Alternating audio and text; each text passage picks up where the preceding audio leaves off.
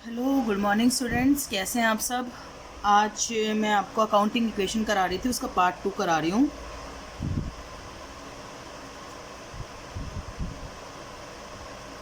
का part 2 fine. इसमें मैं कुछ आपको चीज़ें बताऊंगी, आपको वन बाय वन उनको समझते चलना है। राइट। देखिए, सबसे पहली बात, goods sold at profit in cash. Goods sold at profit in cash. ये बात समझ में आई? बिल्कुल आ गई होगी। Goods sold at profit in cash, इसका असर क्या क्या होगा? देखो, स्टॉक कम हो जाएगा कॉस्ट प्राइस से, कैश बढ़ जाएगा सेल प्राइस से, प्रॉफिट बढ़ जाए मतलब कैपिटल बढ़ जाएगी प्रॉफिट से। तीन इम्पैक्ट होंगे इसके, तीन इम्पैक्ट। स्टॉक कम होगा कॉस्ट प्राइस से, कैश बढ़ जाएगा सेल प्राइस से, और कैपिटल बढ़ जाएगी प्रॉफिट से। आप कहोगे नहीं मैम, नहीं समझ में आया। जैसे गुड्स कॉस्टिंग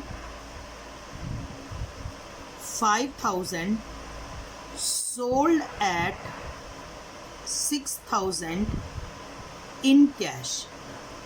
5,000 की गुड्स 6,000 में बेची कैश में। 5,000 की गुड्स 6,000 में बेची कैश में। तो मुझे एक बात बताओ, स्टॉक कितने से कम होगा?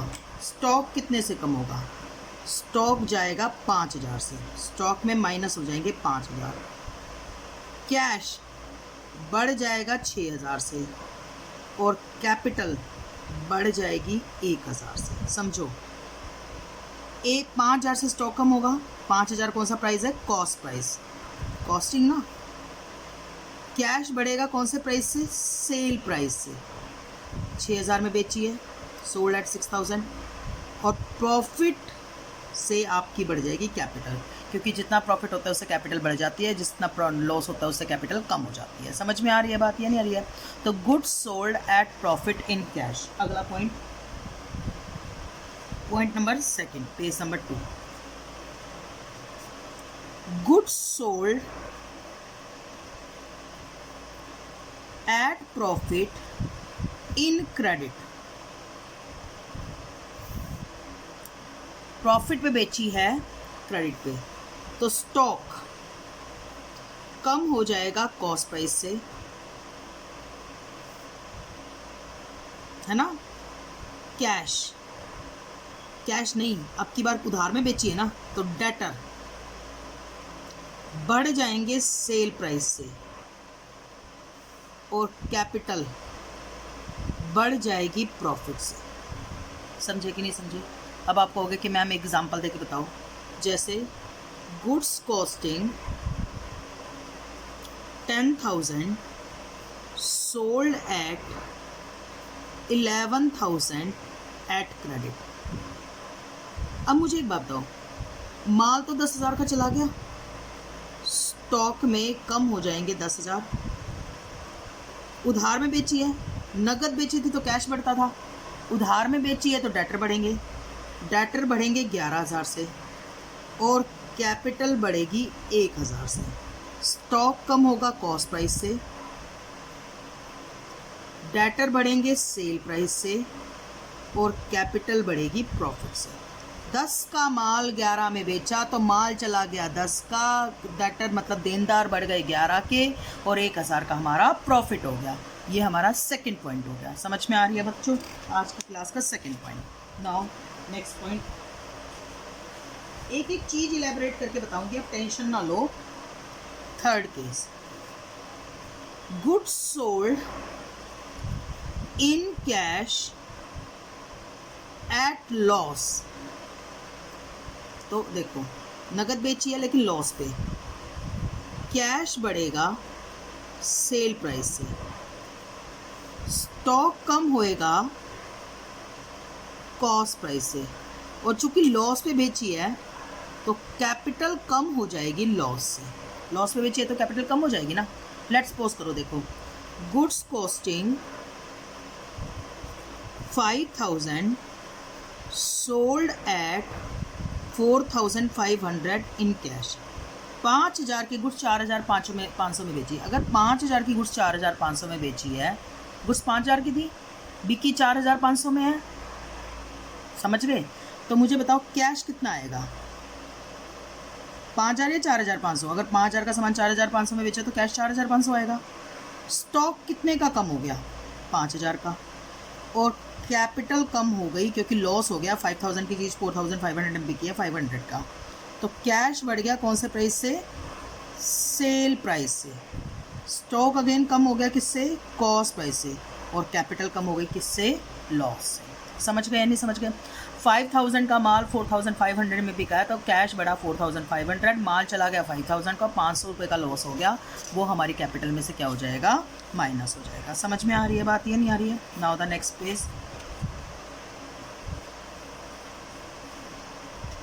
Page number 4।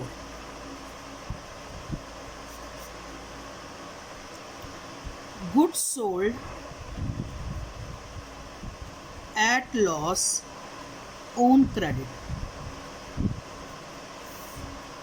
लॉस पे बिकी है लेकिन क्रेडिट में, नगद बिकी थी तो कैश बढ़ा था, लॉस पे बिकी है तो डेटर भी उड़ेंगे, डेटर ऐड हो जाएंगे कौन से प्राइस से, सेल प्राइस से। डेटर मतलब देनदार। हाँ जी, ओके। स्टॉक कम हो जाएगा कौन से प्राइस से, स्टॉक तो आप देख लो ना, कॉस्ट प्राइस से कम हो रहा है, हमेशा ही स्टॉक कौन प्राइस से कम हो रहा है। नगद बेचो तो कैश बढ़ता है, उधार बेचो तो डेटर बढ़ते हैं, सिंपल सी बात है। कैश बेचो, सॉरी, सामान को अगर कैश में बेचो तो कैश बढ़ेगा, और सामान को अगर क्रेडिट में बेचो तो डेटर बढ़ेंगे, सिंपल सा फंडा है। और कैपिटल जो है लॉस में बिक रही है ना, कम हो जाएगी लॉस से। अब आप कहोगे कि मैम एग्जांपल दो, जैसे goods costing 5,000 sold at 4,500 in credit, on credit, उधार में बेची है।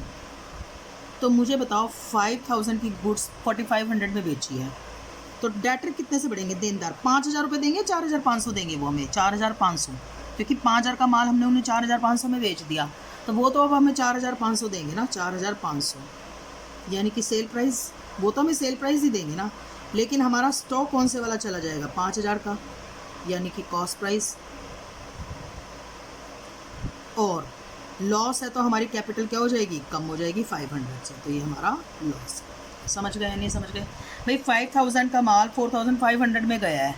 जब 5,000 का माल 4,500 में गया है तो हमारे जो है सामान तो 5,000 का चला गया, लेकिन डेटर देनदार तो हमारे 4,500 ही बढ़े और बाकी हमारा लॉस हो गया, तो वो कैपिटल में से क्या हो जाएगा, माइनस हो जाएगा। समझ गए या नहीं समझ गए? कोई नहीं समझ में आता तो आप रिपीट में देख सकते हैं। आगे देखिए अगला point, cash receive from debtor.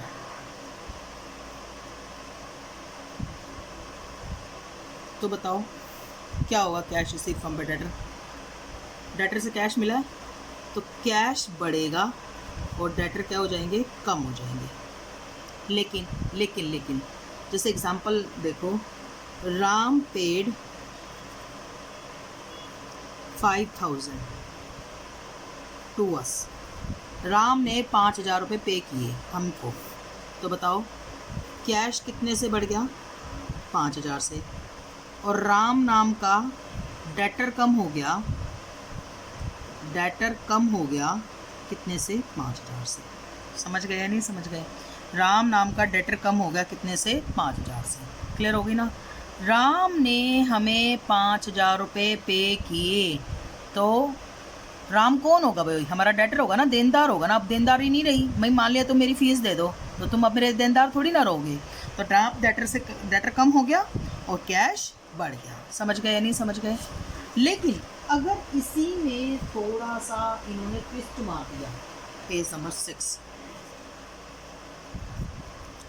Cash receive from debtor at discount, cash receive हुआ डेटर से डिस्काउंट पे, तब इसमें क्या होगा बताओ, कैश बढ़ जाएगा, डेटर कम हो जाएंगे और डिस्काउंट से कैपिटल भी कम हो जाएगी, ये डिस्काउंट की अमाउंट से कम होगी। आप कहोगे कि मैम कैसे, देखो मेरी बात सुनो ध्यान से। Ram paid 4800 in full settlement of 5000। Ram ने 4800 पे किए full settlement of 5000 to us, हमें। तो मुझे बताओ हमारे पास कैश कितना आया 4800 का। राम ने तो 4800 पे किए हैं, लेकिन डेटर जो है राम, कितने का सेटलमेंट हो गया डेटर का 5000 का। हाँ जी, ओके। और 5000 की बजाय 4800 मिले तो 200 रुपये का हमें लॉस हो गया। लॉस हो गया तो कैपिटल हमारी कम हो गई 200 रुपये से। ये हमारा डिस्काउंट है, डिस्काउंट अलाउड। समझ गए? कैश हमारा बढ़ गया 4800 से, राम नाम का डेटर कम हो गया 5000 से, और कैपिटल हमारी कम हो गई 200 रुपये से। समझ गए ना भाई? देखो ना, राम ने 5000 रुपये देने थे, पर राम ने दिए कितने 4800। तो 5000 की बजाय अगर राम ने 4800 रुपये दिए 5000 की बजाय 4800, तो हमारे पास कैश तो 4800 ही आएगा, और राम चला जाएगा 5000 का सेटलमेंट हो गया, राइट। और 200 रुपये का हमें लॉस हो गया, तो वो हमारी कैपिटल में से क्या हो जाएगा, माइनस। समझ में आ रही है बात या नहीं आ रही है? अब आगे सुनिए। Cash paid to creditor. अगर हम क्रेडिटर को कैश पे करेंगे तो क्या होगा, सुनिए। कैश कम हो जाएगा और क्रेडिटर कम हो जाएंगे। कैश हमारी क्या होती है, एसेट्स, और क्रेडिटर हमारी क्या होती है, लायबिलिटी। कैश कम हो जाएगा और क्रेडिटर कम हो जाएंगे। जैसे वी पेड 5000 टू मोहन, तो क्या होगा, मोहन नाम का क्रेडिटर कम हो जाएगा। भाई हमने पे कर दिया तो क्रेडिटर लायबिलिटी नहीं रही ना मोहन की। और दूसरी तरफ कैश नाम की एसेट्स कम हो जाएगी 5000 से। मोहन नाम का क्रेडिटर कम हो जाएगा और कैश नाम की एसेट कम हो जाएगी 5000। हमने 5000 रुपये पे कर दिए तो कैश ख़त्म हो गया और क्रेडिटर ख़त्म हो गए।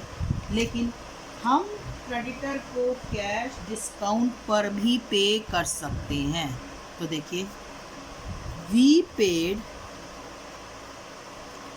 10,000 टू मोहन, नहीं, मोहन, हाँ, इन फुल सेटलमेंट ऑफ 11,000। इसका भी मैंने कॉन्सेप्ट नहीं लिखाया, लिख देती हूँ। Creditor paid at discount.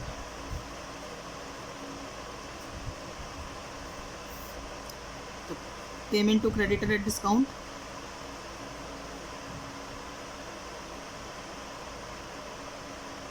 तो इसका होगा क्या, payment to creditor at discount का, एक तो क्रेडिटर कम हो जाएंगे, एक कैश कम हो जाएगा, और एक डिस्काउंट मिला है तो कैपिटल बढ़ जाएगी। कैपिटल बढ़ जाएगी क्यों, प्रॉफिट बढ़ गया। समझ गए नहीं समझ गए? कैसे?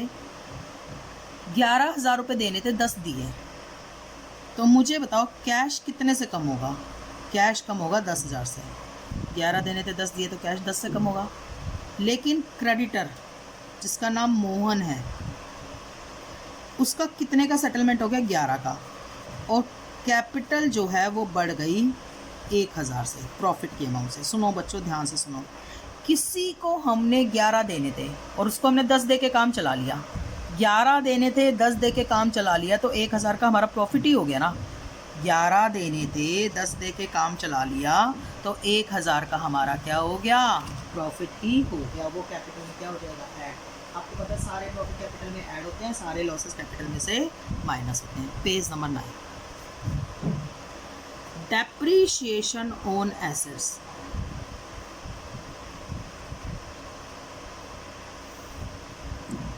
डेप्रीशिएशन ऑन एसेट्स, एसेट का क्या लगा, डेप्रीशिएशन। क्या होगा बताओ, डेप्रीशिएशन लगने से, एसेट का डेप्रीशिएशन लगने से क्या होगा बताओ।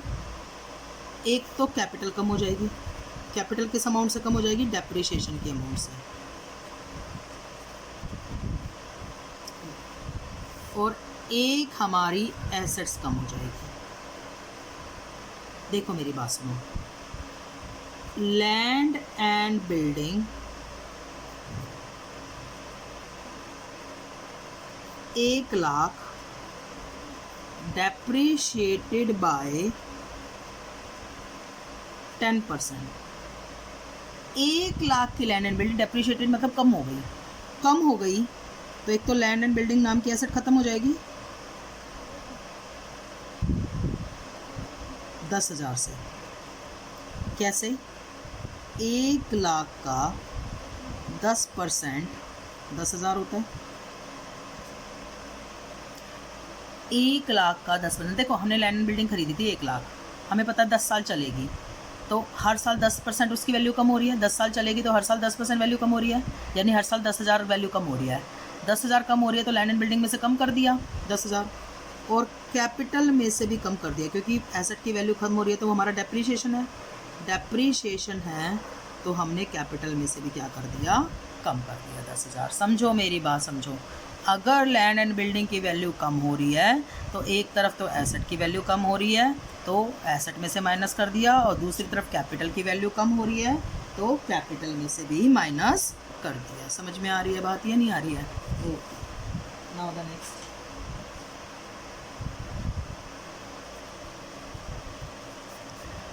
Interest on capital. देखो ये है business,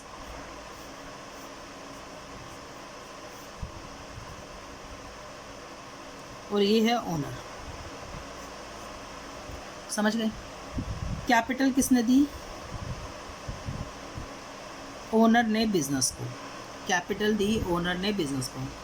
capital is provided bye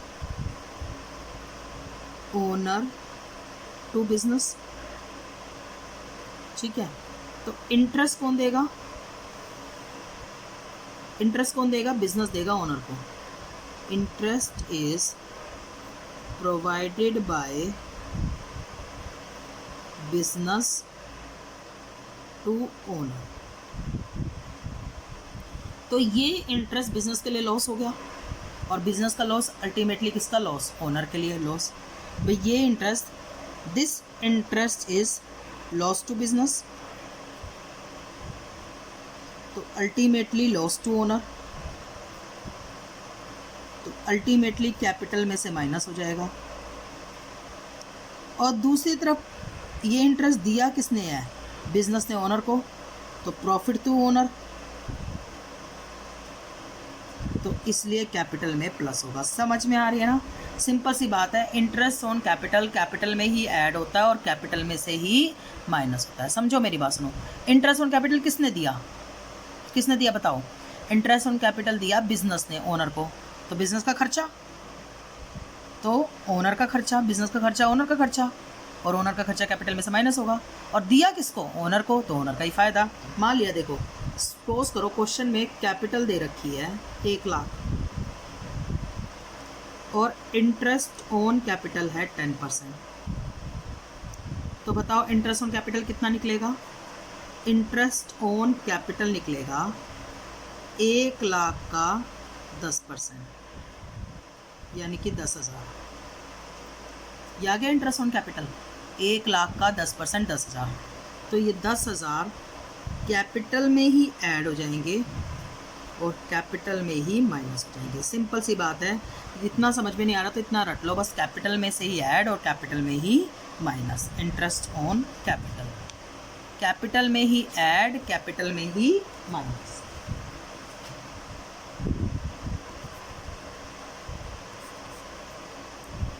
interest on drawing,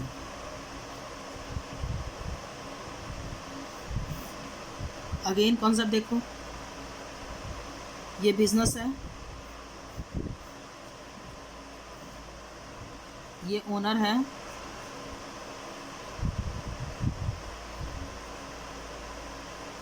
drawing कौन करता है? ओनर। ड्राइंग मतलब पैसा निकालना। Drawing is made by owner.